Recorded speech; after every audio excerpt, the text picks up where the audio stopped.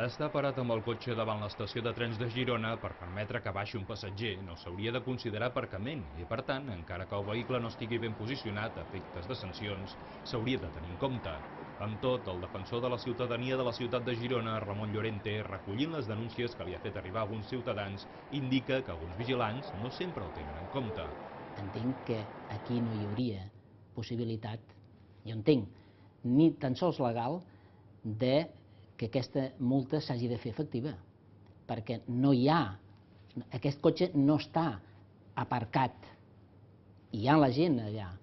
És sancionable? Sí, és sancionable, però esclar, si estan momentàniament, hem d'aplicar una mica la proporcionalitat. Un altre dels llocs d'on el defensor ha rebut més queixes és de l'Hospital Josep Trueta, on la manca d'aparcament, accentuada amb la instal·lació d'uns mòduls prefabricats recentment en part de l'aparcament de Mifes, fa, segons Llorente, que molts conductors es vegin obligats a deixar el cotxe mal aparcat. Tot i que no hi veu un afany recaptatori, el defensor de la ciutadania de Girona remarca la desavantatge en què es troba moltes vegades el ciutadà davant la presumpció d'innocència de la policia i de la mateixa administració. És a dir, el ciutadà, respecte a el que digui un policia, està en desavantatge. Ho hem de reconèixer-ho.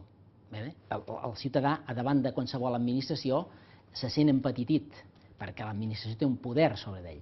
El policia té un poder, el ciutadà no. Evidentment que hi ha situacions que després d'estudiar el cas, concretament, el defensor arriba a la conclusió de que aquella persona no ha comès una determinada irregularitat que se li imputa. No es descarta que en llocs com l'estació de trens, l'Ajuntament de Girona hi pugui instal·lar càmeres de vigilància, justament per poder comprovar quina és la realitat dels fets.